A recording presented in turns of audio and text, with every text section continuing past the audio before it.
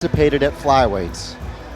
Here's the numbers. It's professional mixed martial arts at 59 kilos. The 30-year-old Kate Bacik will face the 28-year-old Dee Begley. This one brought to you by Fight Scout. Height and reach for Kate Bacik. GB top team taking on SBG Ireland.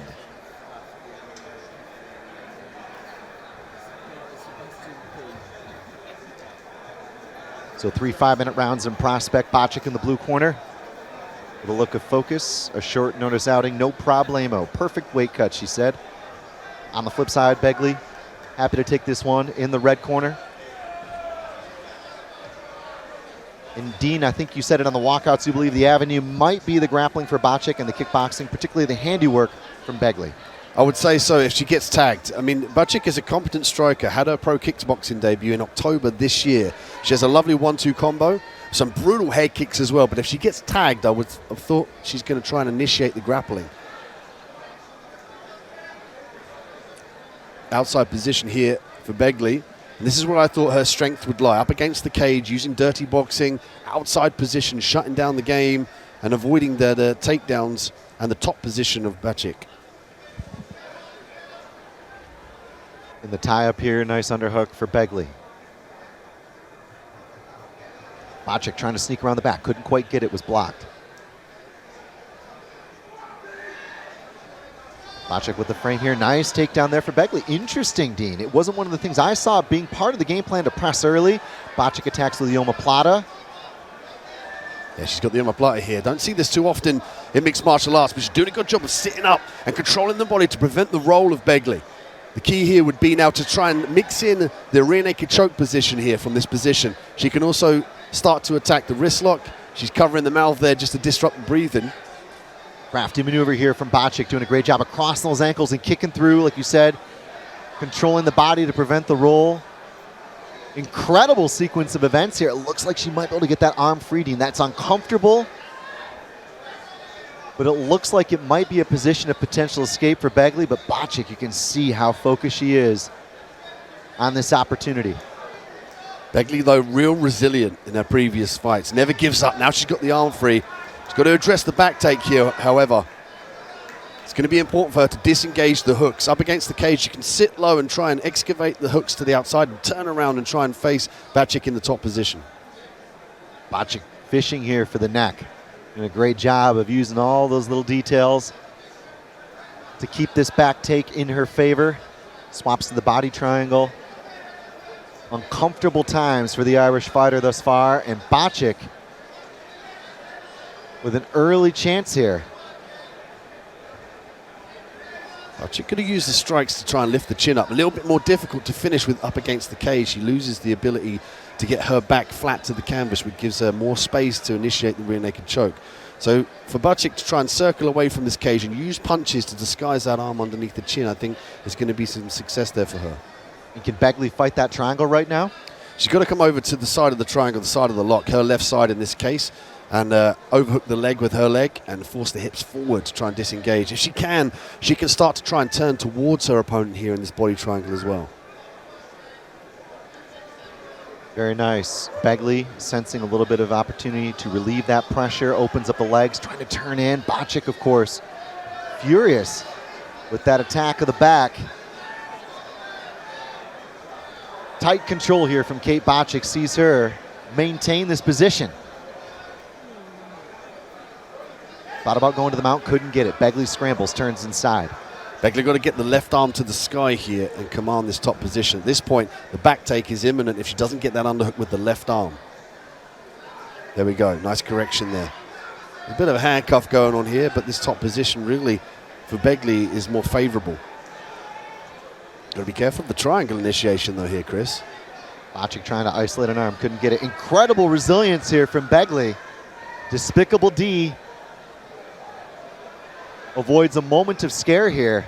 Bacik throwing up the legs, active guard here. Posture from Begley. Begley shrugging the legs off.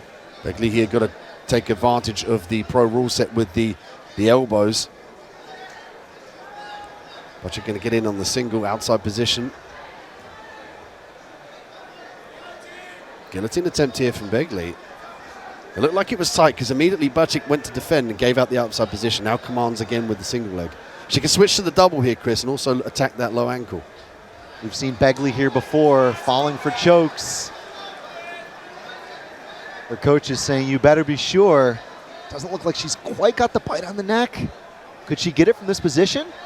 She's got a little bit of bite on the throat, but that promoted the sweep, which is the most important thing here. Begley needs to let go of that position and try and walk her way down to take the back or command the mount. There we go. That's what she needs to do. She's got one hook in. Got to be careful about getting shaken off the back, however. And it was a near reversal of fortunes for Dee Begley, almost getting the back of Kate Bacik. Had one hook in. A thrilling opening round between Begley and Bacik. 2 of 3, 5 more minutes on the clock. Bacik switching up to the head to open up this frame.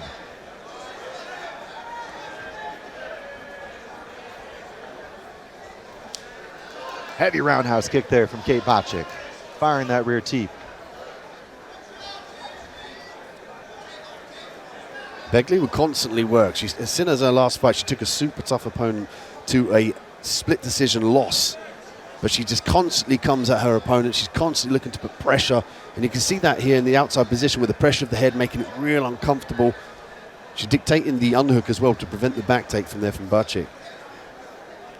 Got to leave the neck to the inside here. If she gets the takedown, she's got to make sure she passes to the opposite side of the choking arm. A smile on the face there for Bacik. It's like she's looking to stay away from the guillotine, to switch from the arm in to the arm out. Could go high elbow with this one. Potential high elbow guillotine here for Kate Bacik. She might have some good bite on that neck, Dean. Ash Grimshaw, Daniel Sam, Simeon Powell in the corner there. Eyes very, very focused on what could be a fight-ending sequence. She might be nearly out. You can hear the corner saying she's out, but she put her thumb up. For Bacik to finish this, she's got to switch her opponent onto the cage. This is where she needs to pass to the opposite side. Now the defense needs to be taken to heed here in the full guard position. That's nice work. Now she's got to open up with the ground and pound, Chris, and use these elbows. Dee Begley escapes again. Another choke attempt from Kate Bacik. It was previously off the back attack. Now we saw her jump for a guillotine. Couldn't get it. Swapping to an arm lock here is Kate Bacik. Incredible scenes here as Begley escaping the submission attempts of Kate Bacik. Looks like she's got a pretty good base here and should be able to avoid the worst of this arm lock attack. She's finding it difficult to finish it because that right leg is not over the head of Begley. Oh, she gave up the top position. The fan, right? Yeah, she's got a fan down on the top there. She tried to discommunicate it. She was using the elbows to disguise that. Back in on the single leg here now is Bacik.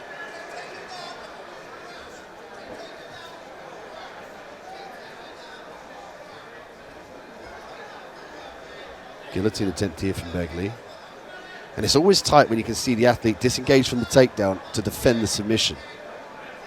Ash Grimshaw saying, look, get her down, take her down, work that single leg crackdown, and we've got this round. And I'd have to say, again, another near submission attempt from Bacik has probably got her up 2 of 3 by the time this clock runs out. Over the midway point, of course.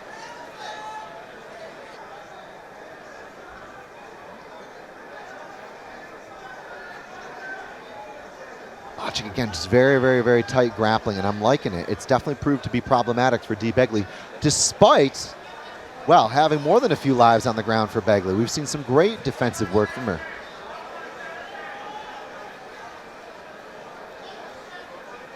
The walk along the cage is Bacik. Couldn't set up the armbar. Begley posturing. And you're looking for ground and pound from Begley, but she's not really been able to materialize it, Dean. She's fighting the open guard here, particularly the up kicks from Bacik. Bacik did a real good job of firing those straight up the center line. Now in on the leg. And this is a precarious position given the fact here that Begley can strike from here. This right hand is going to be the key. It's like Bacik potentially looking for a knee bar. Bacik trying to peel the back of that leg. She has good control. She's absolutely along the knee where she wants to be. She's deep. She could finish this, Dean. She's got to be careful about letting that leg go, though. She's going to give Begley that top position. She's got to pull on the top of the lever here, the heel. It's a little bit difficult. Begley doing a good job of smothering and putting the weight downward here through the knee to prevent the manipulation of the limb. Begley again, outstanding, able to escape, able to stifle that leg lock attempt, and going for, well, nearly a back take of her own. Can she secure one hook? The answer is yes. Strong position for Begley. She goes for the rear naked choke.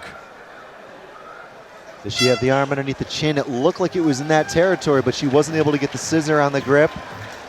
What a wild fight. We talked about it, Dee. We knew this was going to be a great fight. You had so many questions about which way it was going to go. Yeah, I'd have to agree for sure. I mean, it's a strong case for Begley. And we know she's got a great work ethic. The confidence in her skill, she comes forward with the strikes. Looking for the jab and the overhand right.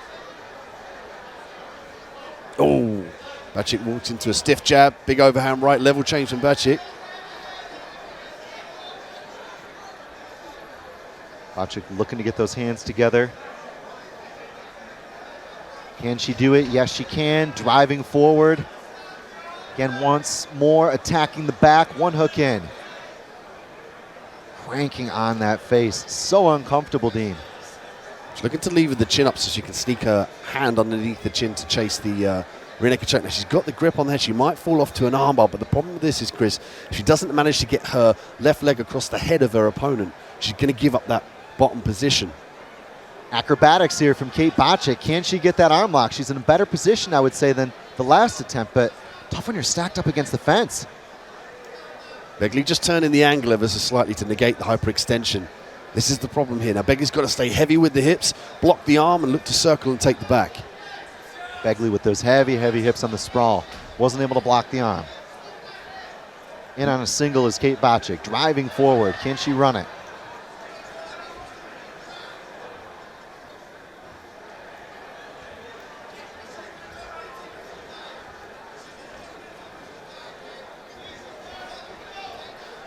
Corner calling for Bacik to be wary of that jump guillotine. She's tired, they're saying. And you know what? It's one of those things you can see how hard Dee Begley is having to work to defend these takedown attempts. That's what I wanted to see from Begley. She's got the double underhooks. Nice trip to the top position. This is real favorable here for Begley. She's got to try and get the posture, though, and try and open up with the ground and pound, which then will allow her to pass the guard. If she wants to get to a better position, she's got to try and drag Bacik away from that cage. Oh, some nice elbows from the top position. I love the way Begley's peeling the head down to open up those strikes. All these are getting through, Chris. Punches here from Begley. What a comeback this would be. Lee Fallon making sure things stay onside, but in prime position to do some real damage is Begley. Begley with some lovely ground and pound. She has a potential for a crucifix here. Not quite getting the reverse crucifix. Again, fatigue, I feel like, got the better of Begley there. She was in such a good place, but Bacik just held her nerve and found her way on top. Posture here from Bacik, opening up the guard. Ooh, lovely sweep from Begley.